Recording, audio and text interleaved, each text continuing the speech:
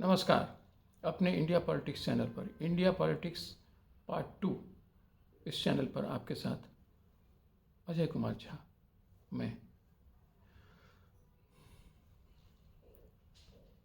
जैसा कि आपको विदित है कि मैं कंटेम्परेरी पॉलिटिक्स पर जो अभी जिस तरह से चीज़ें चल रही हैं अपने देश में, उस पर अलग अलग चीज़ों पर, अलग अलग बातों पर, अलग अलग घटनाओं पर जो मैं चूज़ करता हूँ उस पर अपना आकलन रखता हूँ। सही हो सकते हैं, गलत हो सकते हैं, वो आज के कंटेक्स्ट में मैं उसका आकलन करता हूँ। चीज़ें बदल जाएंगी, मेरे आकलन बदल जाएंगे आने वाले समय में, परंतु आज जो दिख रहा है मैं उस पर अपने तरीके से, अपने नज़रिए से चीज़ों को देखने की कोशिश करता हूँ।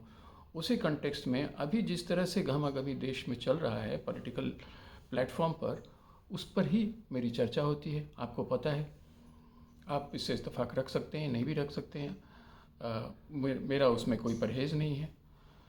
हमें पता है कि अभी चल क्या रहा है। 2-3 बल्कि 1 हफ्ता से आप कहिए तो संसद में चीज़ें बहुत हॉट हैं, काफ़ी बिल्कुल गर्म कह सकते हैं। कि अभी अभी जो हम लोगों ने देखा कि 7 तारीख को ही जो the government of national capital territory of Delhi जो बिल आया था, जिसे नॉर्मली हम लोगों ने, मतलब ज़्यादातर लोग सर्विसेज बिल कह के समझते हैं, उसमें अंततोगत्वा एनडीए सरकार जीती। लोकसभा में तो जीतना ही था, राज्यसभा में भी जीती और राज्यसभा में अच्छी खासी संख्या से जीती। हाँ, अब ये बात अलग है कि वहाँ उनकी भी अच्छी संख्या थी। वहाँ INDIA समर्थन में था, केजरीवाल जी का ये मसला था। खैर, उस पर तो हम लोग बात कर ही चुके हैं, आज तो उस पर बात होनी नहीं है। आज नो कॉन्फिडेंस मोशन पर मूलतया बात होनी है। नो कॉन्फिडेंस मोशन के कंटेक्स्ट में आज जो बहस होना था वो कल से चल रहा है, और उसमें आज राहुल गांधी जी को आना था। राहुल गांधी जी के आने की बेसब्री से इंतज़ार हो रही थी, लोग इंतज़ार कर रहे थे, और वो इंतज़ार उनकी पार्टी भी कर रही थी।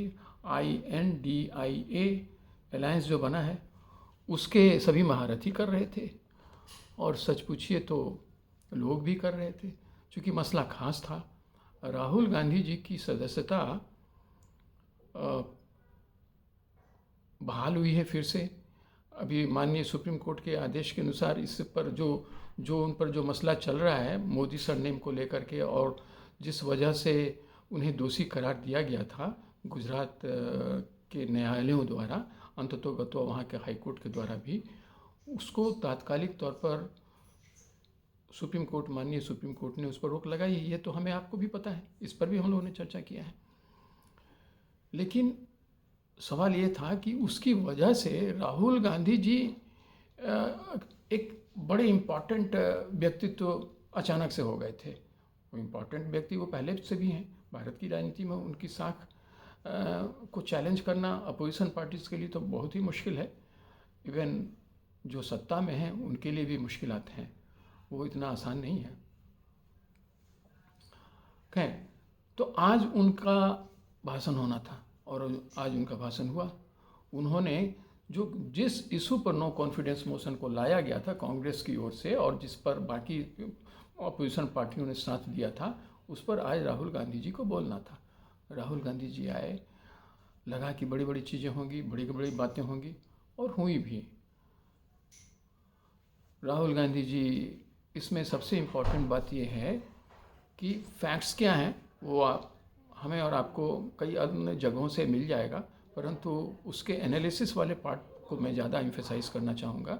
राहुल गांधी जी ने बातों को जो रखा, उसमें उन्होंने अच्छा समय अपनी भारत जोड़ो यात्रा पर दिया। मसला नो कॉन्फिडेंस का मणिपुर पर था। मणिपुर में जिस तरह से घटना घटी थी, और अमानवीय घटना थी और गलत थी, जिसको कि देश के हर एक व्यक्ति ने, हर एक पार्टी ने, हर एक संस्था ने उसे कंडेम किया। मैंने भी किया, हर जगह लोगों ने किया। उस पर बातें होनी थी, उस पर भी बातें हुई। राहुल गांधी जी उस पर भी आए, परंतु उन्होंने एक अच्छा समय अपनी भारत जोड़ो यात्रा पर दिया और उसमें उन्होंने अपने क्या एक्सपीरियंसेस हासिल किए, किस तरह से वो एक अपने किस लेवल पर वो खुद को महसूस करते थे और वहाँ से वो किस लेवल पर नीचे आकर के चीज़ों को देखने समझने की चेष्टा करने लगे, वो सब बात उन्होंने कहा। अच्छी अच्छी बातें कही, इसमें कोई शक नहीं है। और इसके बाद वो मणिपुर पर आए। मणिपुर पर भी उन्होंने कुछ नया नहीं कहा, पिटी पिटाई बातें कही, इसमें भी कोई शक नहीं है। और पिटी पिटाई में जितनी बातें देश में और जनता के बीच मीडिया के द्वारा और सोशल मीडिया के द्वारा आ चुकी हैं, उन्हीं बातों को रिपीट किया। ठीक, इसमें भी कोई हर्ज नहीं, चूँकि कोई नई बात अपनी ओर से तो गढ़ेंगे नहीं, उन्होंने वह कहा। और उसके बाद जिस हिसाब से ये उम्मीद किया जा रहा था कि वो ज़बरदस्त भाषण देंगे और लंबे समय तक देंगे, ऐसा लंबे समय तक तो उन्होंने नहीं दिया। अब ज़बरदस्त भाषण था या नहीं था, वो अलग अलग लोगों के विचार हो सकते हैं। मुझे ऐसा नहीं लगा कि वह कोई बहुत ही पावरफुल स्पीच उन्होंने दिया, ये स्पष्ट बात है, इसमें कोई दो राय नहीं है। और उसके बाद जो घटना घटी वो और भी महत्वपूर्ण है। उसके बाद स्मृति ईरानी ने पहला प्रहार शुरू किया और एज़ यूजुअल जैसा स्मृति ईरानी करती रही हैं, वो काफ़ी वोसिफेरस हैं, काफ़ी एग्रेसिव बोलती हैं और तथ्यों के साथ बोलती हैं, यह हम लोगों ने देखा। और भी लोगों ने कहा, बड़े बड़े स्पीकर्स हैं आज की तारीख में भाजपा में, और भाजपा तो थी ही, उसके साथ एनडीए के लोग भी थे, दूसरे लोग भी थे, लेकिन मुख्यतः जो कहा गया वो भाजपा के बड़े बड़े स्पीकर्स के द्वारा कहा गया, जिनकी अपनी पहचान बनी हुई है। और निश्चित तौर पर उन लोगों ने बहुत ही इंसाइसिव कमेंट्स किए और काफ़ी बुरी तरह से मुझे तो लगा कि एक तरह से कांग्रेस बैकफुट पर आ गई वहाँ। अब इसे कोई माने ना माने, परंतु स्थिति तो यही बनी। और अंत में जब स्वयं अमित शाह जी आ गए तो समझिए कि एकदम ही बिल्कुल चीथरा चीथरा उघर गया। उन्होंने सारी बातों को रखा, 2 घंटा उन्होंने लगातार स्पीच दिए और सारी डिटेल्स रखे, घटना क्या घटी, कैसे घटी, लोगों का जो आग्रह था और लोगों का जो हंगामा था कि सरकार वहाँ डिज़ोल्व क्यों नहीं की जाती है यूनियन गवर्नमेंट के द्वारा, उसके कारण बताए कि वह क्यों नहीं की जाती है, किस कारण पर और किस परिस्थिति में इस तरह की सरकारों को डिसॉल्व किया जाता है और राष्ट्रपति शासन लगता है। वो उन्होंने साफ साफ बताया कि जब state government law and order के इशू पर कोऑपरेट नहीं करे सेंट्रल गवर्नमेंट को, तब वैसे में सेंट्रल गवर्नमेंट यह निर्णय ले सकती है गवर्नर के रिपोर्ट के पश्चात कि उसे डिसॉल्व किया जाता है। अब उस पर अलग हंगामा होता है। हम लोगों ने देखा है भाजपा सरकार के आने के बाद से इस पर एक तरह से रोक लग गया है।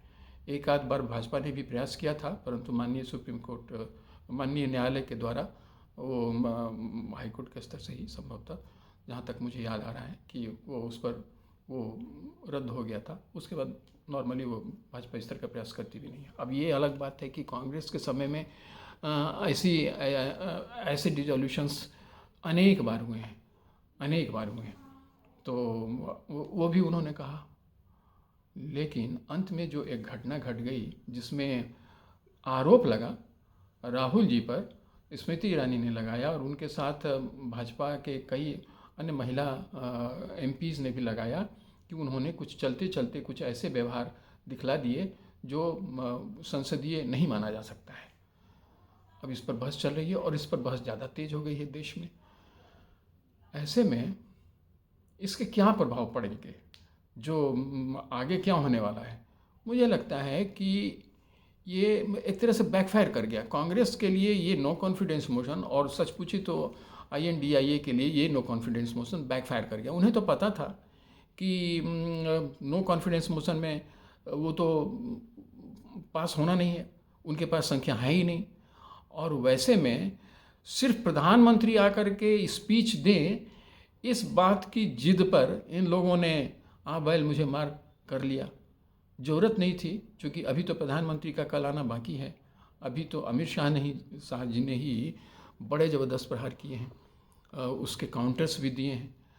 अब जब कल मोदी जी आएंगे तब क्या होगा कहना मुश्किल है, चूँकि अब तक का रिकॉर्ड रहा है कि जब भी, चाहे तो राष्ट्रपति के अभिभाषण के बाद या ऐसे वक्त पर जब प्रधानमंत्री को अपना अंतिम स्पीच देना होता है पार्लियामेंट के उस पर्टिकुलर सेशन में, तो वो कोई कसर छोड़ते नहीं हैं। इसके बाद किसी के पास कोई आर्गुमेंट रह नहीं जाता है उनकी बातों को जवाब देने का। ये भारत की जनता को पता है। और क्यों ऐसे स्ट्रेटेजिक मिस्टेक कांग्रेस ने किया, अभी जब वो एक ज़बरदस्त फाइट में लगी हुई थी, तो या तो दूसरी पार्टियों के दबाव में उन्होंने कांग्रेस को लोगों ने कर लिया, या पता नहीं उन्हें इतनी उम्मीद थी कि वो इतना भारी दबाव बनाएंगे कि वो भाजपा और जो उनकी सरकार है एनडीए की उसे भागते नहीं बनेगा। ऐसा कुछ हुआ नहीं, ऐसा दिखा नहीं, पहले भी नहीं दिखा था। और सारी चीज़ें स्पष्ट तौर पर अभी आज अमित शाह जी द्वारा ही कह दिया गया है। और कल मोदी जी क्या करेंगे?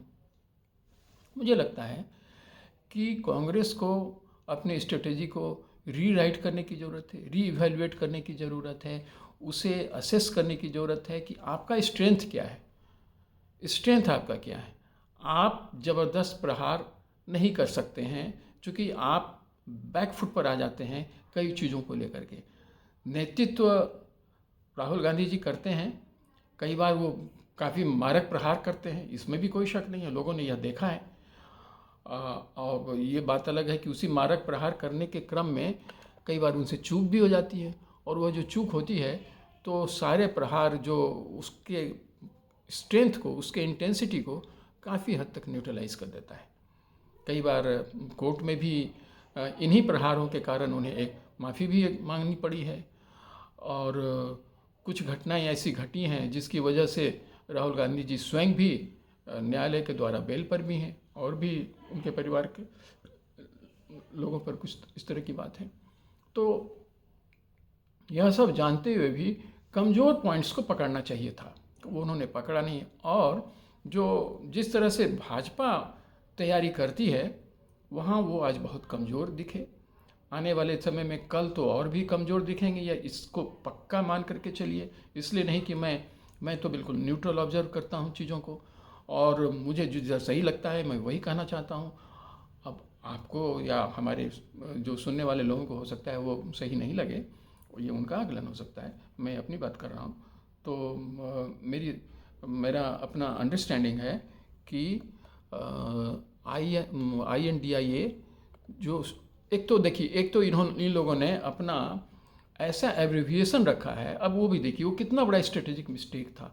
इन्होंने सोचा कि इस कारण से वो भारत की जनता को यह बता पाएंगे कि हम इंडिया के साथ हैं। अरे इंडिया के साथ तो आपको होना ही है, इसमें बताने की क्या ज़रूरत है। आप भारतीय राष्ट्रीय कांग्रेस हैं, भारत के राष्ट्रीय कांग्रेस आप रहे हैं, आपको इस बात के एम्फेसिस करने की ज़रूरत कहाँ से आ पड़ी? मुझे तो यही बात समझ में नहीं आती। लेकिन खैर, अब उसका ऐसा नाम रखा है कि शायद ही कोई आम जन उसे बोल पाए। तो एक्रोनिम में क्या होगा? INDIA। उसे लोग, जो लोग ऐसा कुछ करेंगे तो वो उसको एक्रोनिम में इंडिया बोलेंगे, और इंडिया बोलेंगे तो कन्फ्यूज़न पैदा करेंगे। यह भारत का नाम है, और अब भारत का नाम लेकर के आप जब इलेक्शन में लड़ रहे हैं तो इस पर दूसरे लीगल कॉन्सिक्वेंसेस भी हो सकते हैं, कौन जानता है। क्योंकि हम लोगों ने अभी सुना है कि शायद उस पर भी कोई जो नेशनल जो एम्बलम एक्ट है वगैरह, उसके तहत कुछ लोग शायद उसमें कोर्ट में जाने की भी तैयारी कुछ लोगों ने की है, या शायद वो गए भी हैं। जो भी हो, वो मसला बहुत इम्पोर्टेंट ना हो, जा कर के अंततोगत्वा ख़त्म हो जाए।